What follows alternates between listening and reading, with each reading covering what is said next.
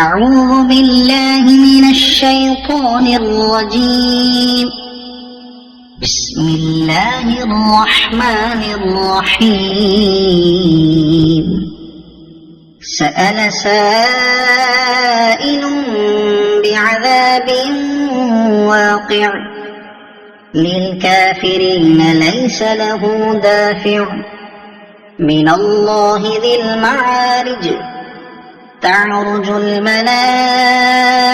والروح إليه في يوم كان مقداره 50,000 سنة فاصبر صبرا جميلا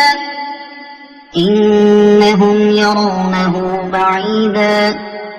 ونراه قريبا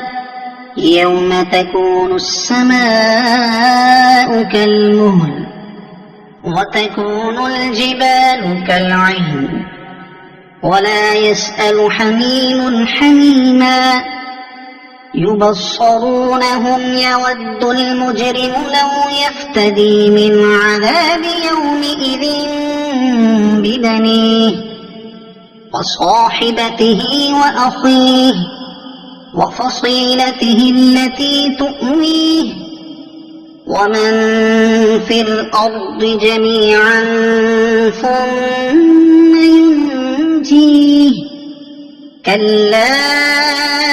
إنها لظى نزاعة للشوى تدعو من أدبر وتولى وجمع فأوعى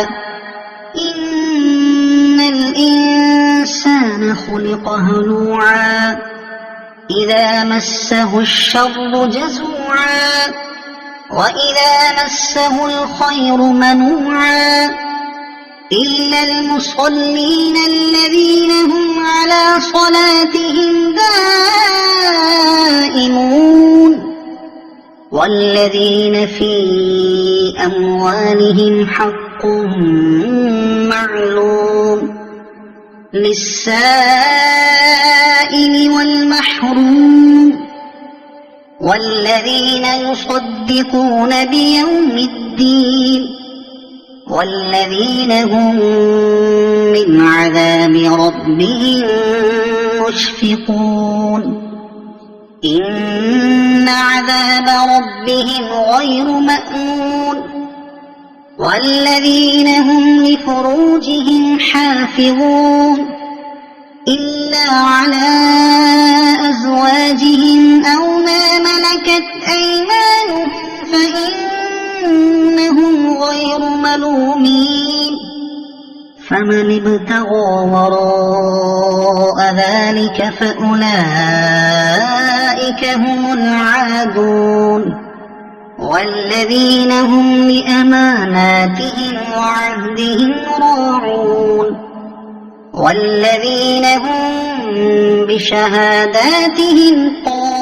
قائمون والذين هم على صلاتهم يحافظون أولئك في جنات مكرمون فما للذين كفروا قبلك مهطعين عن اليمين وعن الشمال عزين أيطمع كل امرئ منهم أن يدخل جنة نعيم كلا إنا خلقناهم مما يعلمون فلا أقسم برب المشارق والمغارب إنا لقادرون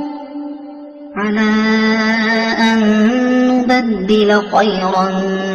منهم وما نحن بمسبوقين